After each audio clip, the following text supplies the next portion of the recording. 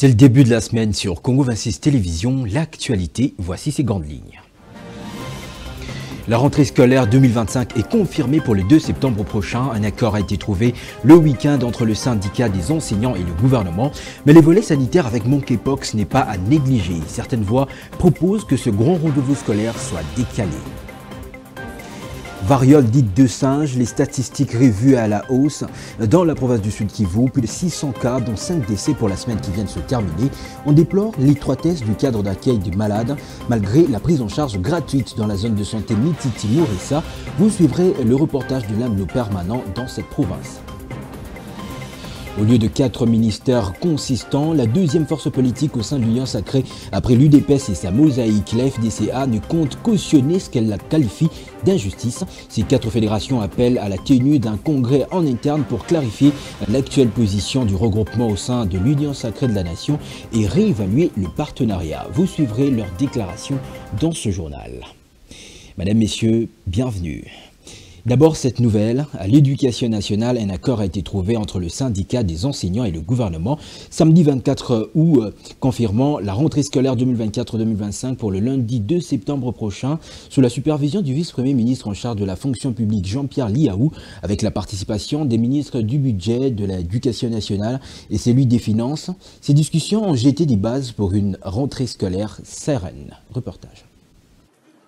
Au terme des travaux de la commission paritaire gouvernement banque syndicale de l'éducation nationale et nouvelle citoyenneté, marquée par les âpres échanges tenus entre les deux parties jusqu'à l'aurore, avec à la tête le vice-premier ministre, ministre en charge de la fonction publique Jean-Pierre Liaou, représentant Madame la Première ministre, assistée du ministère à l'éducation Raissa Malou, au budget Aimé Boji, du ministre des Finances Doudou Fouamba, des vice-ministres à l'enseignement et au budget. Ces assises ont connu un atterrissage en douceur avec la signature du protocole d'accord prenant en compte les résolutions visant l'amélioration des conditions socio-professionnelles des enseignants de l'école primaire et secondaire, tel que voulu par le président de la République, Félix Antoine Tshisekedi Tshilombo. Ensemble, nous devons continuer à travailler avec ardeur et détermination pour réaliser les aspirations de notre pays et honorer la confiance que son Excellence M. Félix Antoine Tshisekedi Tshilombo a placée en nous. Nous restons résolus à transformer nos engagements en actions concrètes et à bâtir un avenir meilleur pour l'éducation en République démocratique du Congo.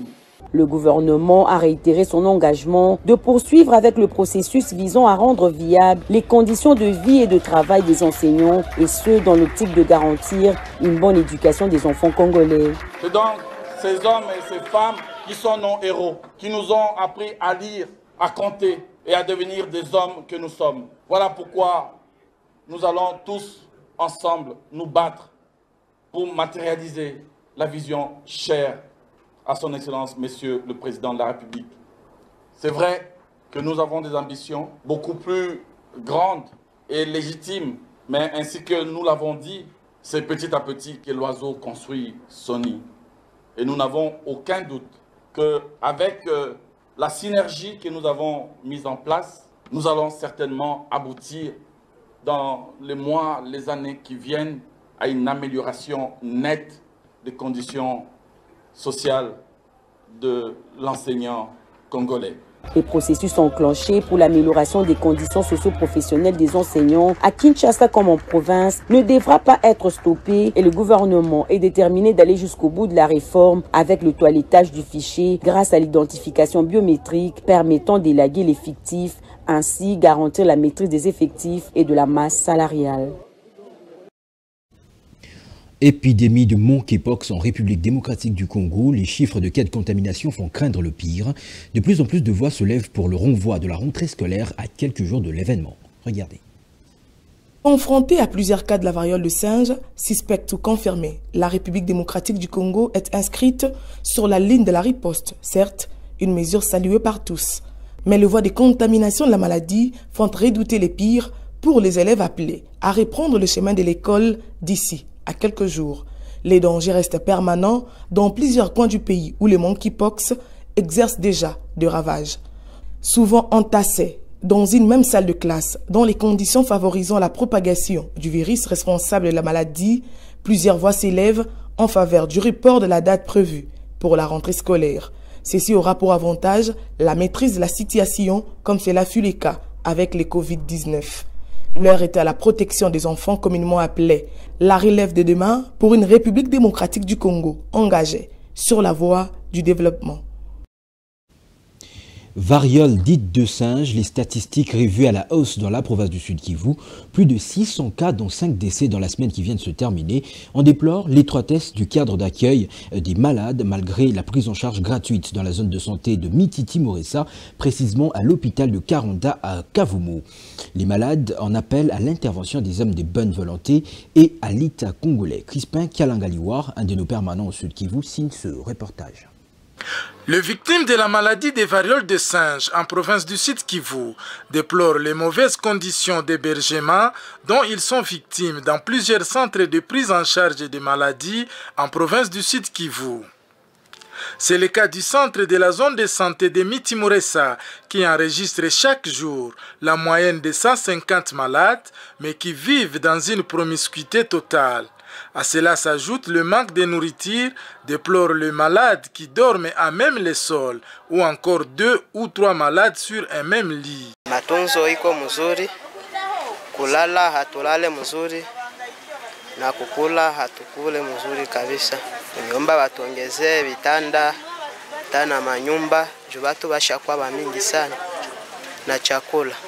Le chargé des opérations Makipox au Sud Kivu, l'épidémiologiste et spécialiste en information sanitaire à la division provinciale de la santé, Justin Bengeya, reconnaît les faits et affirme qu'une solution sera trouvée au courant de la semaine grâce à l'implication du gouvernement de la République démocratique du Congo et le gouvernement provincial du Sud Kivu et ses partenaires. À Mititi-Moressa, où nous avons un afflux important de malades, vous allez trouver une promiscuité inacceptable. Nous avons 2 à 3 enfants sur un même lit. Et donc, là, au niveau de cette structure, la prise en charge est vraiment gratuite. Mais vu le débordement de cette structure, avec une moyenne de 150 malades par jour qui doivent être pris en charge, vu le débordement, maintenant au moment où je vous parle, nous sommes en train d'installer un autre site d'isolement à Luiro. La province du Sud Kivu vient d'enregistrer 4700 cas de malades de variole de singe appelés monkeypox, dont 31 décès dans 29 de ces 34 zones de santé. La ville de Bukavu compte 406 cas de monkeypox, dont 6 décès. Sécurité dans la partie orientale du pays. Dans un communiqué publié hier à Goma, le porte-parole des FARDC, le lieutenant-colonel J.K. Kaiko, précise que les terroristes du M23, appuyés par le Rwanda, cherchent à tromper l'opinion qu'un avion militaire des FARDC a violé dimanche l'espace qu'ils contrôlent au Nord Kivu. Il s'agit plutôt d'une fausse alerte pour justifier les violations du cessez-le-feu qu'ils commettent chaque jour. Suivez le porte-parole de l'armée du Nord Kivu dans cet extrait choisi par Primo Pascal Rudaigwa. Nous portons à la connaissance de l'opinion que le M23-RDF ont tenté de couvrir à travers les différentes communications de ce dimanche 25 août leurs multiples violations du cessez-le-feu en cours. Dans leur communiqué officiel, signé ce 25 août, ils parlent d'un aéronef des forces armées de la République démocratique du Congo qui aurait survolé les zones de Lubero et Rutshuru. En effet, il s'agit là d'une tentative d'aveugler l'opinion, car c'est depuis 48 heures qu'à cause des problèmes de météo, aucun aéronef des forces armées de la République démocratique du Congo ou des partenaires n'a pu prendre les airs au Nord Kivu. Deuxième force politique au sein de l'Union sacrée après l'UDPS et sa mosaïque, la FDCA devrait aligner 4 ministres consistants. Elle n'en a que 2. Une situation qui préoccupe ces fédérations à travers le pays, poussant ainsi celle de Kinshasa à lever les tons pour fustiger ce qu'elle qualifie d'injustice. Elles appellent en toute urgence la tenue d'un congrès en interne pour clarifier l'actuelle position du regroupement au sein de l'Union sacrée de la Nation et réévaluer le partenariat. Leur déclaration est lue par Guy Lessi. Par voie de conséquences politiques et juridiques, l'AFDCA devrait en toute équité aligner au moins 4 ministères consistants au lieu de 2 ministères dépouillés de toute substance, sans explication et sans la moindre considération. Ne dit-on donc pas qu'en politique, il faut éviter d'humilier un partenaire politique? Pouvons-nous donc conclure qu'en RDC, ça ne vaut pas la peine de créer un parti politique et de compétir aux élections dès lors que l'on ne tient pas compte des résultats électoraux dans la gestion de la chose publique au nom du peuple? Demeurant dans la logique et l'esprit de l'état de droit, ainsi que prôné par le chef de l'État, son Excellence Félix Antoine Tshisekedi Tshilombo dit béton, demandons ce qui suit: la réparation de cette injustice de la part des décideurs. Et ce qui ne sera que justice dans ce cas-là, au directoire de notre parti de clarifier, toutes affaires cessantes, notre position actuelle au sein de l'Union sacrée et réévaluer notre partenariat en son sein. Préparer tous les organes et tous les militants du parti à toute éventualité. Aussi que le peuple congolais se lève et s'assume face aux injustices et au complot international. Sollicitons avec empressement la tenue d'un congrès extraordinaire en vue de statuer sur cette grave situation. Les candidats magistrats en attente de leur nomination ont fait mea culpa pour leurs agissements et ont décidé de renoncer à toutes les actions qu'ils avaient projetées d'entreprendre comme mode de revendication.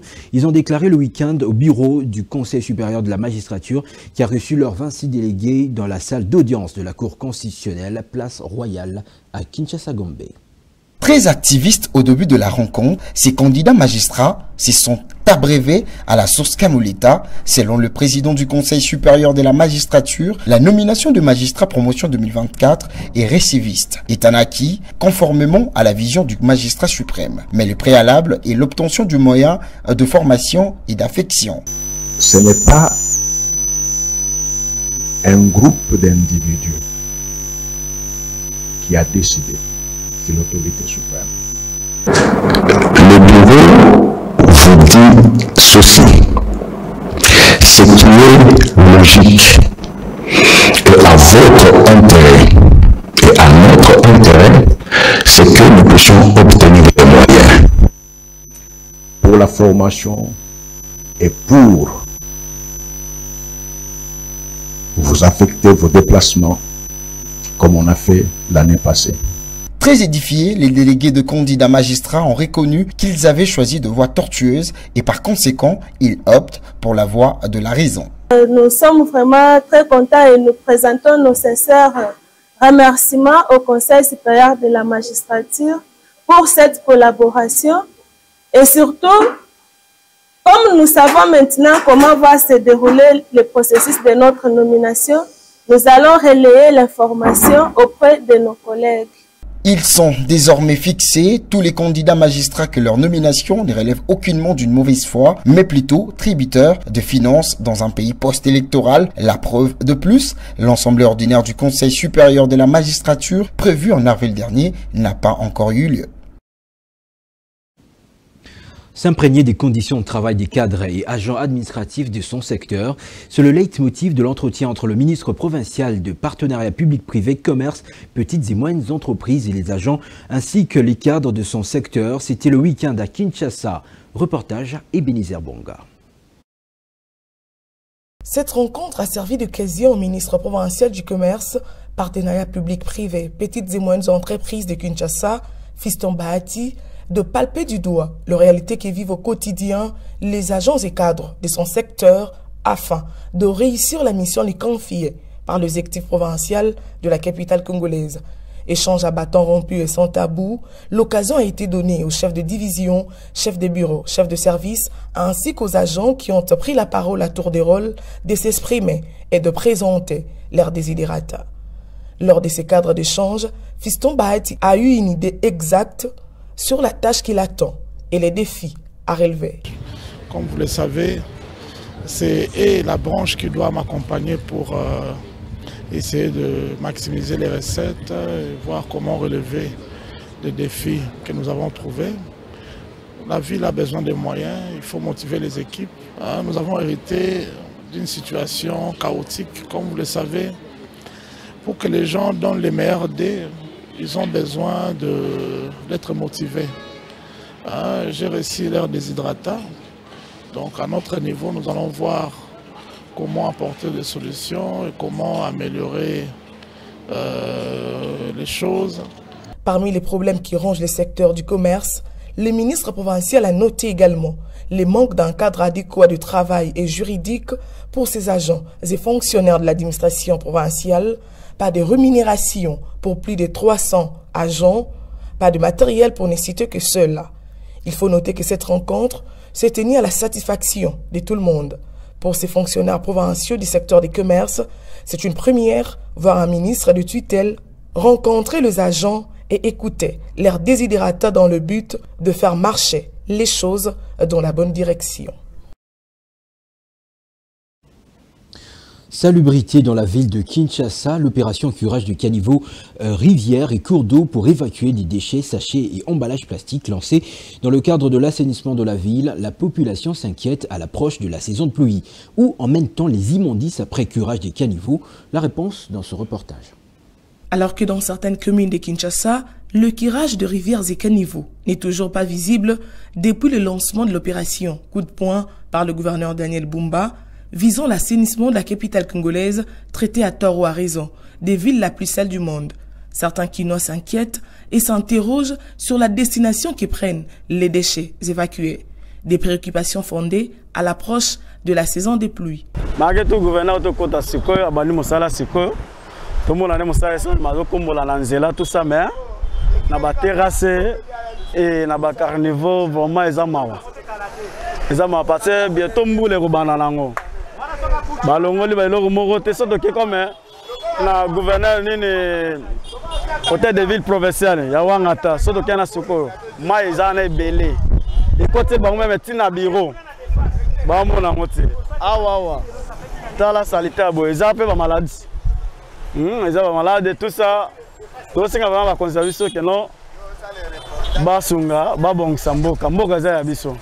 la réussite de l'initiative, certaines personnes demandent la réduction de la production de déchets et bouteilles en plastique qui traînent sur les rivières et caniveaux, souvent non évacués. Premièrement, tout s'appelle d'abord l'initiative, il y a retiré canal, puisque nous les a déjà proches. Nous avons déjà vu l'initiative gouvernement à suivre. Derrière l'initiative, mais toujours c'est un mingi na gouvernement provincial, puisque les autres bazala qui suivent à la terre, pas déchets plastiques n'est à base à mambo tout. Tout c'est un peu suivi dans la société où bazo produire la plastique où gouverneur a déjà sika, son excellent Daniel Bumba. Avec un peu que taba service nae pour mon société de produire plastique. S'il faut même stopper, c'est une bonne chose. La population est appelée à apporter son soutien à l'assainissement de la ville et aux autorités de faire en dernier lieu les suivis du travail effectué. Ce peuple, il faut soutenir Daniel Bumba. Dans ma question, bakantino ya kocha basalite il faut soutenir mon mboka pour tokende mboka za la propre maman. Voilà qui est dit.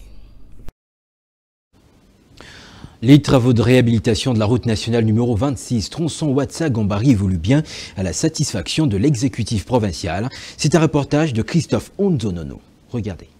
Le chef de secteur Gambari, Jean-Paul Kombomaro, s'est dit satisfait de la détermination du nouveau exécutif provincial d'Iotouélé, Jean Bakomito Gabro, et demande à la population de s'approprier ces travaux.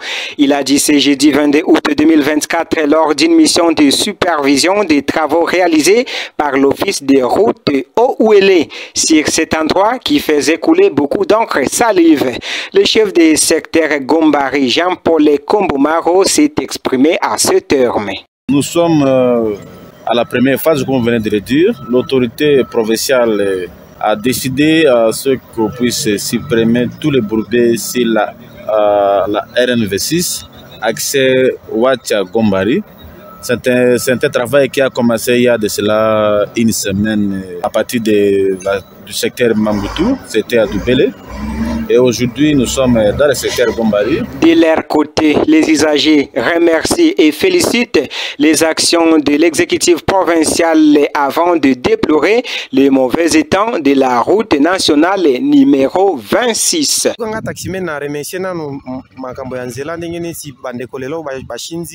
Vraiment depuis le bininge ba koma ki to remercier nano ndenge ba komi ndenge zela lelo vraiment ba to bani koleka ba mituke bani koleka ndena remercier pour bango ba tuka mingi courage na musala ndenge zokende malam ndenge pour so ba taxi mpezo ba ko luma makasi mingi. Atuka papa merci pour ba Yesu sunani na ko bando bongisa batu bazaki oleka biete mais siko na moni moi moto eleki moi bien kasi ko sunga biso boza bien. Grand-messe culturelle d'hommage au feu Moami Désiré Kabaré Rougemanizi II, samedi 24 août dernier, au chapiteau du Palais du Peuple à Kinshasa. Plusieurs personnalités politico-administratives du pays ont pris part à cette cérémonie. De leur nombre, Denise Nyakeru Tshisekedi, première dame du pays. Regardez. Plusieurs personnalités politiques et administratives du pays ont rehaussé de leur présence cette cérémonie d'hommage au Moami Désiré Kabaré Rougemanizi II, décédé en terre marocaine au mois de juillet dernier. Parmi ces personnalités, la digne fille Bachi et première dame de la République démocratique du Congo, Denise Nyakeru Tshisekedi.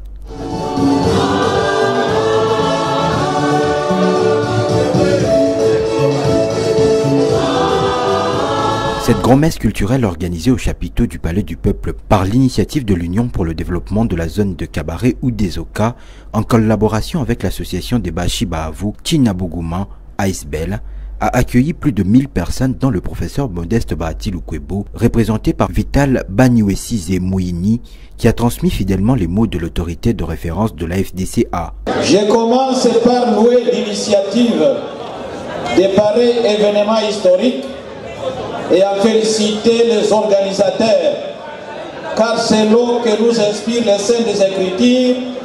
Il est doux et agréable pour des frères de demeurer ensemble pendant la succession d'événements heureux et d'instants malheureux.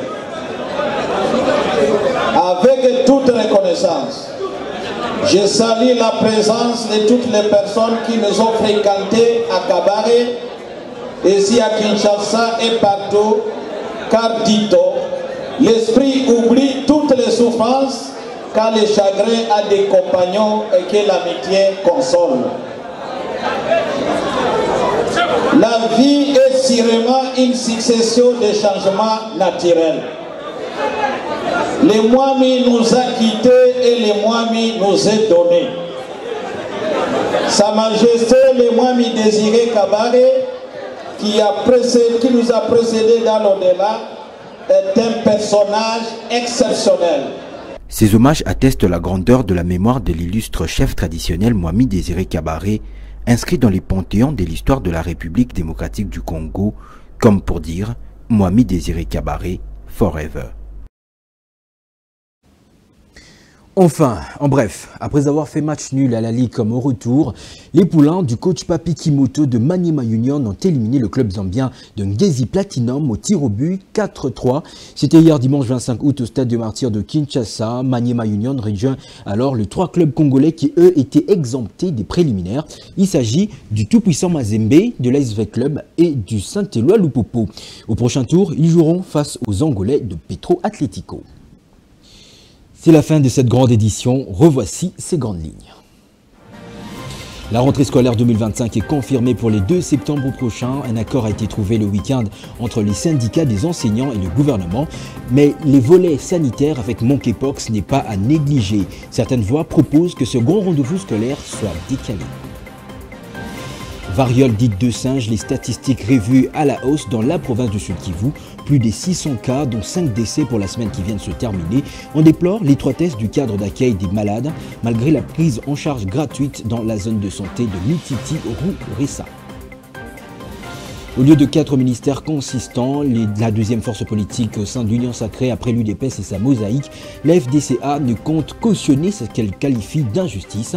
Ces 4 fédérations appellent à la tenue d'un congrès à l'interne pour clarifier l'actuelle position du regroupement au sein de l'Union sacrée de la nation et réévaluer le partenariat.